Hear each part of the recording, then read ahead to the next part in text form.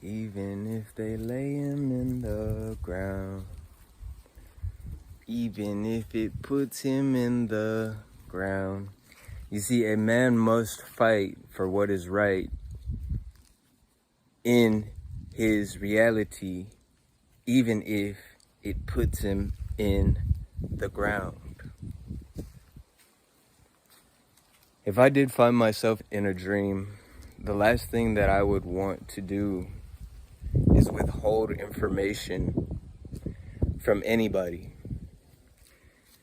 Like, if I knew how to create a new axiom of reality, then I would not want to withhold that information from anybody. Because there's a possibility that I would be withholding that information from myself. You see? There's a possibility that everyone in my dream reality experience is just a part of me. So you see, it would be very unwise for anybody with information on reality to withhold that information from the collective. Now, with that being said, I want to point out the fact that we as humans have the innate nature of passing down information, passing down knowledge. And it makes me question why. Could it be possible that we are manipulating simultaneous timelines, past, present, and future, by giving this knowledge? So you see, we go beyond our own life. Like, we can manipulate beyond our own life. We are actually more powerful than we think we are.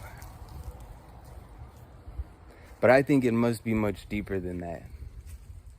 You know, it is that, but it's also the fact, the reason that we pass down knowledge inherently is because we know that we are part of a collective. Like, we understand that the collective is a big part of our reality. I don't know how big of a part of our reality it is, but we seem to be able to have influence on this quadrant of our reality. In our inner individual and inner collective perspective, we seem to have more control and more ability to manipulate our reality. But if even the 0.5% of conscious beings, high vibrational conscious beings, truly conscious beings on this earth, were to figure out how to create their own axiom of reality, or that they are already, without realizing it, creating their own axiom of reality, and don't understand that the matrix is just a created axiom of reality that we've accepted and become agents of, then the collective could be swayed in a high vibrational form. You see, because it is not ignorance that is causing excess suffering on this planet. It is the fact that humanity has proven to be incapable of forming and creating new axioms of reality that challenge old axioms of reality that cause torture for multidimensional beings. Is that people who are unable to think on this level that we are thinking on now in this conversation, they'd be like, what? Like, I actually don't believe that you can create your own reality. And you'll see, that is exactly why everyone cannot create their own reality. You see, some people will just have to be in this dream, and they will have to accept other axioms of reality that have been being built, because they have not done the work. So they don't know what, although the current axiom of reality or the matrix in the physical realm is deteriorating, they don't know what axiom to cling on to now. You see?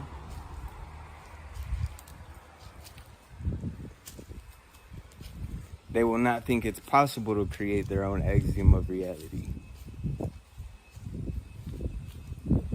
Therefore, they cannot have a major effect in swaying the collective in a high vibrational form, in a high vibrational pattern. You see, human beings are operating at a minimal capacity. And so versus older models of truth, we would need newer models of truth in order to match this frequency of incoherence. In order for them to understand, you would have to draw it out on paper. So since you do have almost full control over your inner individual reality,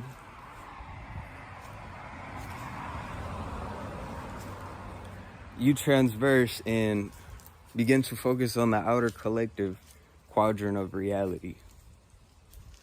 And here, you feel powerless. You feel things are not the same. That's because in each different quasi-realm or similar realms where your beam of focus is, your beam of awareness is, there are different laws based off of what is real and what is not real. So you see, things can be real, but to a certain extent in different sub-realities. Now, speaking of sub-realities, I want you guys to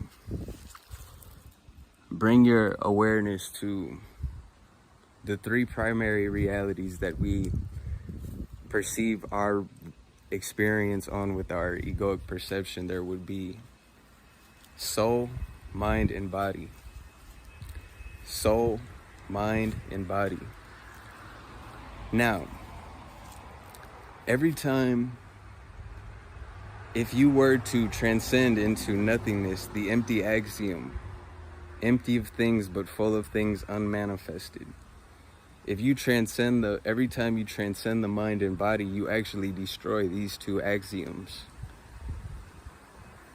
allowing you to create new axioms of reality based off what you've gathered from the empty axiom, source consciousness. So that would make you generator, operator, and destroyer of reality.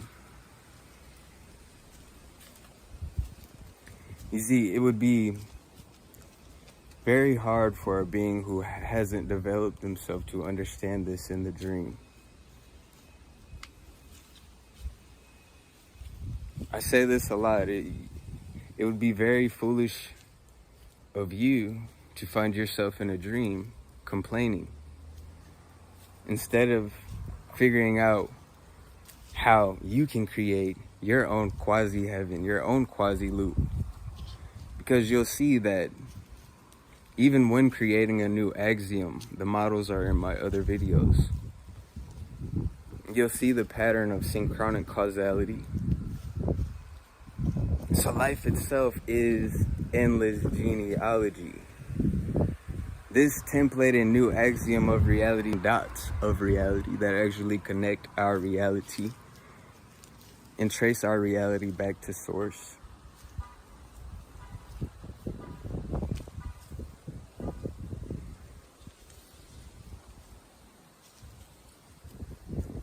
Is a template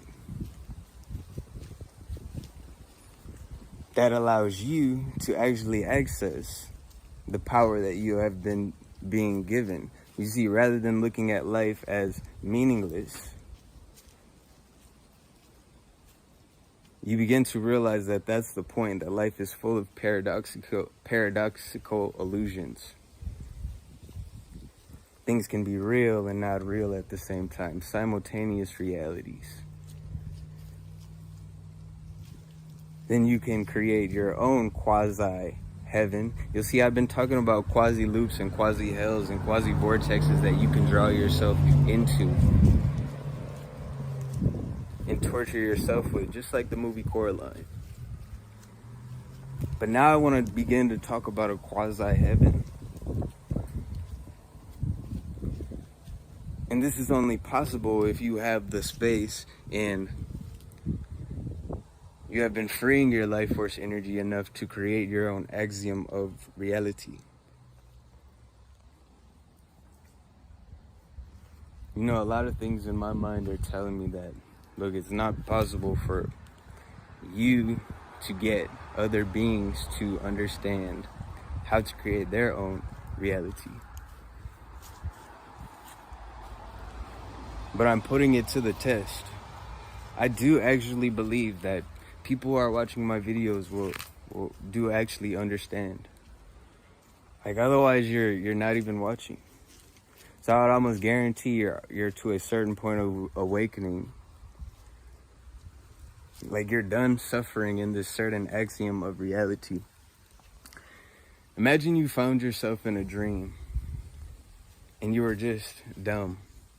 You were actually dumb as fuck. Like, you didn't know shit about the dream. Not only that, but you suffered in the dream. You see, I had a dream last night. This is actually funny, because I've been very lucid in my dreams. And the more I say it, the more lucid I become in my dreams. So the dream last night was me fighting these monsters. And they almost look like wolves or beasts. But I knew that they weren't real. But everybody else around me didn't know that they weren't real. So I was just slaying these beasts because I knew that they weren't real. Like, with one whack, I would just like slaughter one and obliterate it. So you see, I seemed like the hero in the dream because I knew what was real and what wasn't real. I was slaying monsters that these people considered real.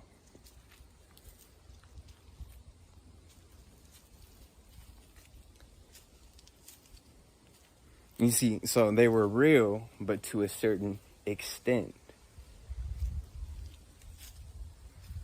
I need you to get that. They were real, but to a certain extent. The only way to get over a nightmare is to identify it as a nightmare. You see, when people actually realize that it is just a dream, that it is just a projection that they've been having over and over, then they will stop being afraid. So in this dream, I'm going ham, like, bah, bah, bah. And it's so easy, it's so easy. And I'm lucid. Like, it's so weird. I could have just like almost put it down, whatever club I had, I could have just put it down and like told everybody that this shit was fake. But I was just doing it anyways. I was like it must be done still. So it is quite unique becoming lucid. You must understand that life is actually a dream. Only there are different laws here in this realm.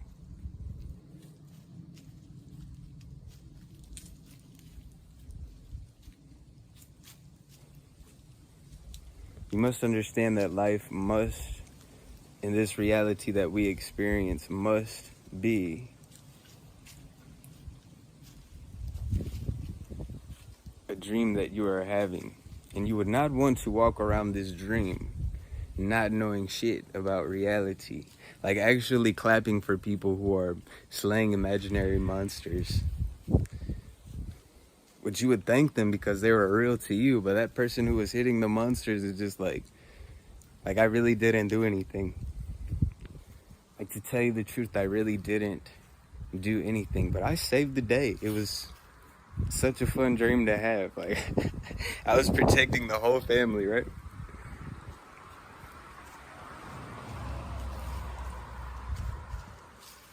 So you'll see the extent that we can connect this, what we call reality, to a dream is to the extent that we know and have the innate nature to know that we do actually decide what is real and what is not real, and we do decide how to manipulate our perception of good and evil.